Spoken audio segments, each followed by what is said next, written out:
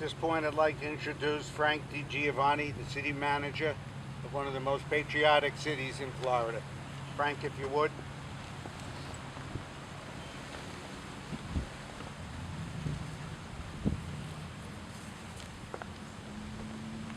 Thank you, Andy. Thank you, Andy. You know, looking out, if this doesn't move you, nothing will. The city of Inverness is proud of this monument, but it too doesn't stand alone. It came to be through the hard work, dedication, and effort by members of the New York, New Jersey Port Authority, NARLEO, this community, and city of Inverness. There's a lot that has been said about 9/11. So let me personalize this a little. No formal speech. Let's go right from the heart. As a kid, I worked in Lower Manhattan at the market.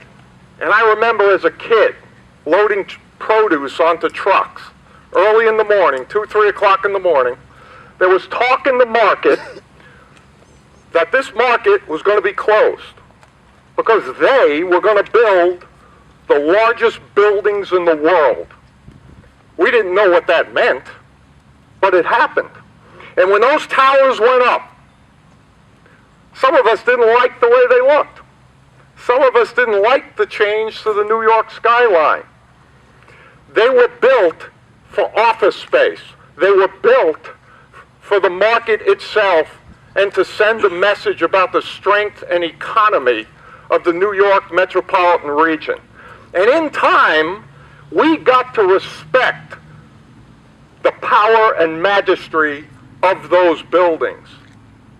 But our feelings paled compared to the moment 12 years ago when they came down. I remember being downtown. We were dedicating plaques. We were dedicating a plaque to the Bank of Inverness, a historic plaque, and to stump knockers. And I left that ceremony, walked into stump knockers, the TV was on, and saw the second plane go into the tower. And at that moment, we knew this was no accident. Something was going on. When those buildings fell, they were no longer a symbol of the New York metropolitan region. They became a national treasure. They became the monument of the spirit of America itself. And if you look today, how we as a nation have reacted and changed, just look at the pictures of the new Freedom Tower that exists. The spirit of this nation has not been daunted. We as a people came together, and we have overcome and will continue to overcome with knowledge that our liberties are not for compromise. What we have and what we know spiritually and what we know nationally is on the line at all times, and we will not take that for granted. 12 years ago, we changed. 12 years later, I think we're stronger. I think today the fact we come to stand here on these grounds, to look at that monument, that symbol, later in the day to look at the artifacts of that unprovoked attack, when not only two treasures of America collapsed, but thousands of innocent lives were taken. We will never forget. We will never forget from that moment. 12 years later, we here are saying we will never forget.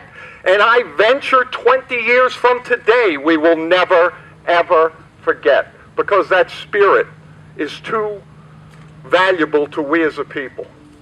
As a member of the city of Inverness, I want to thank everyone for being here. I want to thank the mayor. I want to thank the council people who showed. I want to thank the staff. I want to thank NARLEO, the fire department, the sheriff's department. Sheriff Dorsey's here. You can't pull together a better testimony to this community's heart than the people standing right here and the people who really want to be here but couldn't because of other commitments.